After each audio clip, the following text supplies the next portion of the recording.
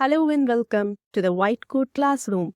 In continuation with the series of osteology, we would be studying about mandible. The bone mandible forms the lower jaw. It is the strongest and the largest bone of the face. So, without wasting time, let's get started. So, the bone mandible is divided in two parts.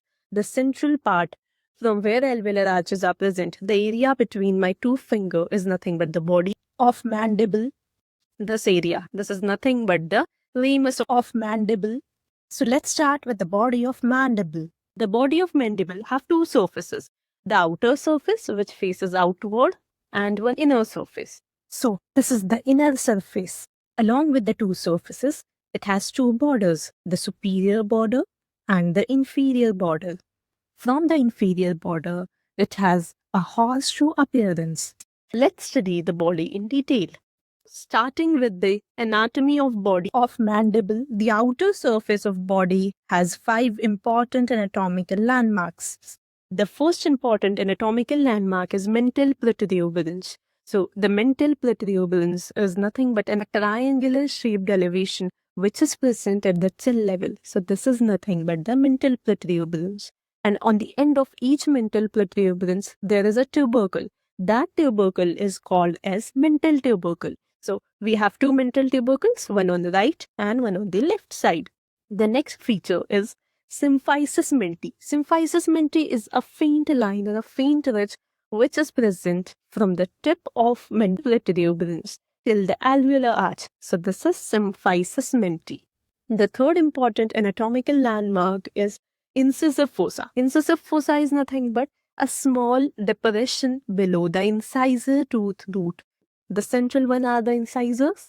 Then we have canine, premolar, and the molar ones. So, below the incisor, we have this depression. This is nothing but incisive fossa. Fourth one is nothing but the mental foramen. So, the opening which we are able to appreciate on each side, these are nothing but the mental foramen.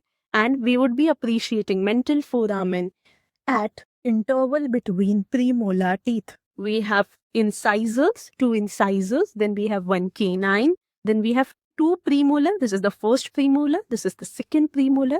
So in between the premolars, we have mental foramen opening. The last important anatomical landmark is nothing but the oblique line. So this is the oblique line, which is nothing but continuation of anterior ramus of mandible. So this is the anterior ramus of mandible, and its continuation is this oblique line. So, on the anterior surface body of mandible, we have 5 important anatomical landmarks, revising the first one being the mental protuberance. We have mental tubercles at its ends. Then we have symphysis menti, incisive fossa, mental foramen, and oblique line. Now, talking about the inner surface of body of mandible, it has again 4 important anatomical landmarks. The first one being the mylohyoid line. So posteriorly, we can appreciate this elevation. This is nothing but mylohyoid line. The second one is the submandibular fossa. Just below the mylohyoid line, we are able to appreciate a depression that is called as submandibular fossa, as it is space for submandibular salivary gland. While just above the mylohyoid line, we again have a depression that is for the sublingual salivary gland, also called as sublingual fossa. Last but not least, we have genial tubercles, which are present in the central line just behind the symphysis mentis on the anterior aspect. We have posteriorly, we have 4 tubercles. These are known as genial tubercles. This was about the posterior surface of body. Now, talking about two borders. We have two borders, superior and inferior. So, the superior border has alveolar arches for the lodgement of the tooth, while on the inferior surface, we have a fossa. That fossa is called as digastric fossa. So, this oval fossa is nothing but digastric fossa, which is present on the inferior border. After completion of an anatomical landmarks of body of mandible, let's start about the ramus of mandible. So, ramus of mandible has two surfaces. This is the lateral surface which faces outward, and this is the medial surface. This is the medial surface which faces inward. So we have two surfaces, the lateral surface and the medial surface. Next, we have 4 borders. This is the anterior border, This is the posterior border, this is the superior border, and this is the inferior border. So, let's revise them.